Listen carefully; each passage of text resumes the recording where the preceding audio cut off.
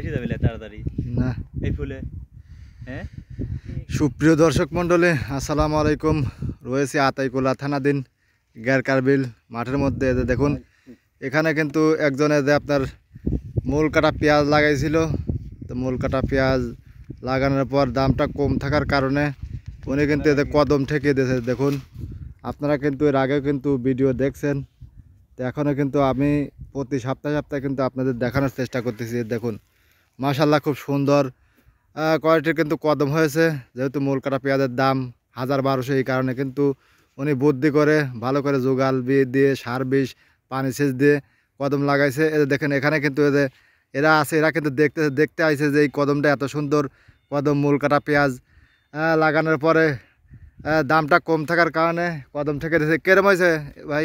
ভালো হয়েছে, ভালো সেই সুন্দর হয়েছে, এর মতন কদম হয় না।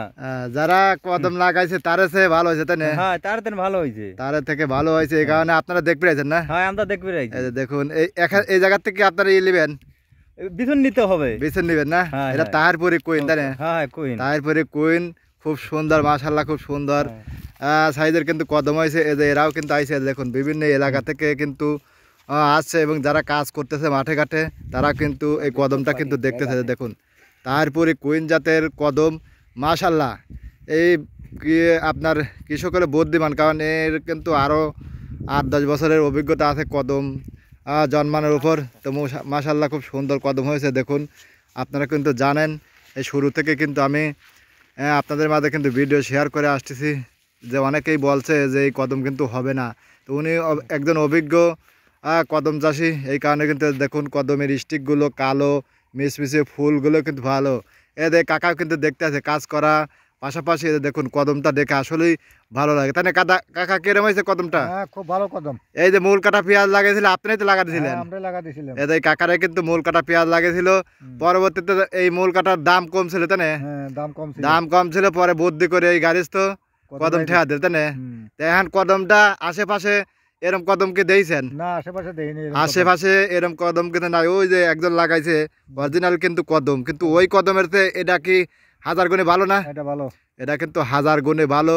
তো মাশাআল্লাহ, আল্লাহ যদি আগামী বছর পেঁয়াজ লাগাবে দেয়, এই জায়গা থেকে আপনি বেসন নেবেন। এই জায়গাতে কিন্তু বেসন নেবে। দেখুন মূল কাটা পেঁয়াজ ঠেকে দিয়ে এত সুন্দর যে আপনার কদম হয়েছে। তো যদি লাস্ট পর্যন্ত যদি আল্লাহ বালা মুসিবত না দেয় তাহলে তো খুব সুন্দর হবে, তাই না? হ্যাঁ, সুন্দর হবে, খুব সুন্দর হবে। যারা আপনারা অরিজিনালি কদম লাগে। এটা কোন জায়গায় আমরা আছি? এটা হলো গ্যারকারবিল। গ্যারকারবিল, আতাইকুনা থানার গ্যারকারবিলে পেঁয়াজের মাঠে আমরা আছি। তো এই পেঁয়াজের পাশাপাশি অনেকেই কিন্তু কদমের চাষাবাদ করছে। ওই যে সামনেও কিন্তু আরও আছে, ওই যে ওই সামনেও কিন্তু আরও আছে। তো ওরা কিন্তু অরিজিনালি উনিরা কদমের চাষাবাদ করছে। তো এখানে এই ভাই আপনার কদমের চাষাবাদ কি হালি পেঁয়াজ কি মূল কাটা পেঁয়াজ লাগাইছিল।